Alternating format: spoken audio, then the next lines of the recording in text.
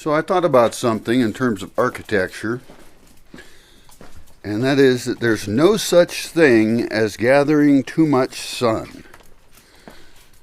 Now, I don't know if I agree with that. When people make passive solar houses, they often talk about, well, we don't want to make it into an oven. And I've always thought that, like we should get the right amount of sun capture into the building. But lately, I don't agree. And that is because the building should be built into the ground, should be dug in, so you're using the cooling power of the earth. And I'm going to disagree with myself in this video, but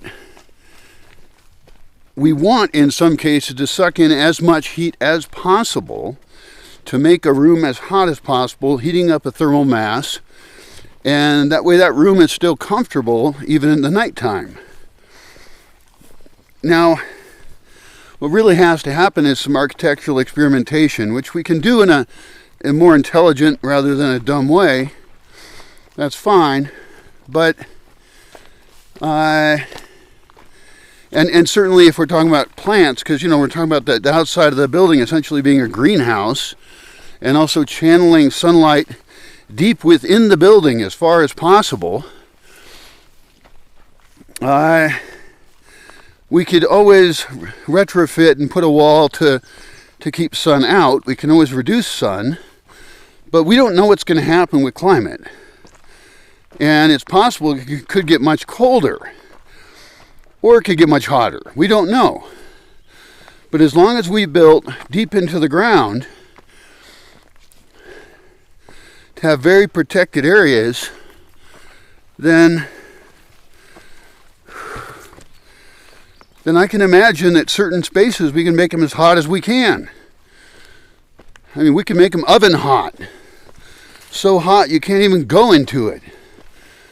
That sounds a bit crazy, but that should be the limits we're thinking of. That should be the extremes that we're experimenting with. Obviously, if we want plants in a greenhouse type space, we're looking for moderation. Wally peonies, stuff like that.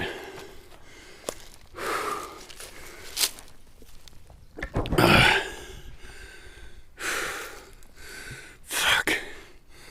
Walking in town for the second day in a row with this little jackery to try and charge up anything. And theoretically, I've got a road into town today at 2 o'clock to fix the generators.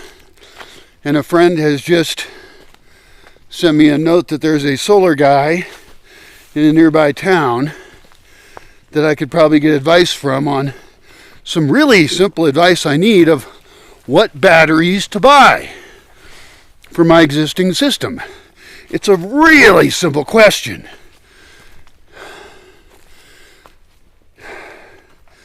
Now, the benefit of what I'm going through with so little electricity is it's making me catalog every tiny bit of electricity I have available. I found some old little battery cube things, was able to charge my phone a little bit off of that. I'm now at around 8% of my phone. I don't have signal anyway. And all of this is reminding me of how terribly I'm set up here, which is helpful because even once we get bigger systems installed, I want to make sure we're maximizing use of that. Waste is so easy when you have a surplus, And we could design things that have a surplus, but ultimately we have to plan for there being no electricity at all, like all gone, and design buildings that can handle that. I already knew that I didn't want to use any electricity or energy for heating or cooling. That includes fireplaces. But now I'm thinking, plan for zero electricity at all. But then how are we going to light those